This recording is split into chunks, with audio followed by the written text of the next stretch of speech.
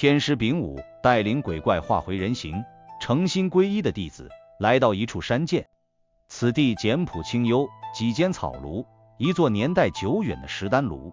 新弟子们劫后余生，内心满是感激与敬畏。其中一人恭敬问道：师父，我们何时开始学习炼丹？名师微微一笑，指向石桌上备好的普通药草、山泉与几味矿石，说道：今日我们便从最基础的清心丹练起。弟子们顿时面面相觑。另一弟子又问：师父，您昨日不是说我们不是要用那些鬼怪炼？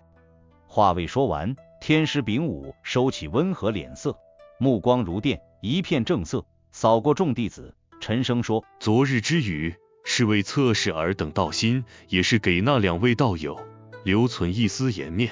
他走到冰冷的石炉旁，语气沉重道：天地万物皆蕴生气，只有邪秽之物才会盘结愿力之气，以鬼炼丹，实是炼毒。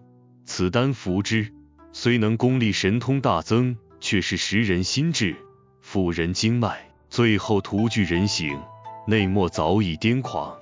尔等昔日所戴之鬼面具，便是长期服此邪丹，毒性深入魂魄所化之丑态。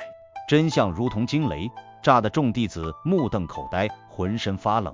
此时一直静默在旁的大师姐走上前来，语气悲悯接话道：师父所言句句为真，那些为祸一方的鬼怪，根源正是误入歧途的天师，为求速成，以邪术又无辜生魂为丹材，在头颅炼制那害人的灵丹。他顿了一顿，声音更沉：这形成一个可怕的循环，抓鬼来炼丹，用丹药创造更多鬼怪，再抓更多鬼。昨日假银道友的斩杀，只治标不治本，而第2位乙丑道友的抓捕炼丹。大师姐没有再说下去，只是沉重摇了摇头。众弟子恍然大悟，原来自己不仅是受害者，更险些成了邪恶循环的帮凶。就在此时，一声如雷暴喝从林外传来：住口！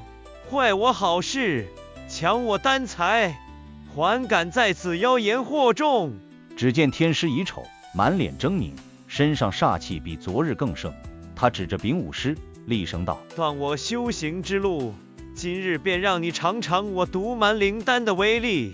说罢，他从怀中掏出一颗赤红如血、散发邪乱气息的丹药，一口吞下。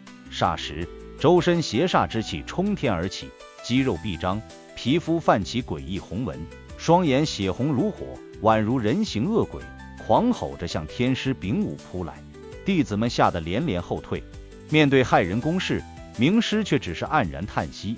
他对惊惶的弟子平静说道：看好了，这便是我们今日有炼的第1颗，也是最难的1颗丹。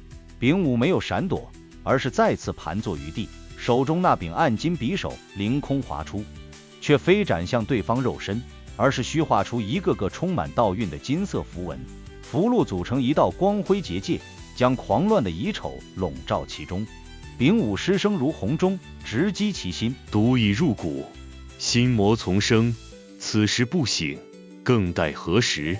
金光如暖阳融雪，天师乙丑身上的邪煞之气在净化结界中疯狂蒸腾消散，他发出痛苦嚎叫，庞佛经历刮骨剜心之痛。最终乙丑浑身虚脱，跪倒在地，骇人的狂态尽数褪去，恢复原本样貌，但脸色苍白，修为显然大损。他抬头望向丙午师，眼中不再是愤怒，而是无尽的后怕与羞愧。丙午环视眼前所有人，新旧弟子以及解脱出来的天师乙丑，缓缓说道：吾辈炼丹，炼的是心丹，以正心为炉，以真言为火，以善行为财，炼去自身之妄念、贪婪与恐惧，见得真我，方为金丹大道。尔等可愿从此学起？场中寂静无声，唯有山风轻拂。所有人向助天师丙午深深一拜。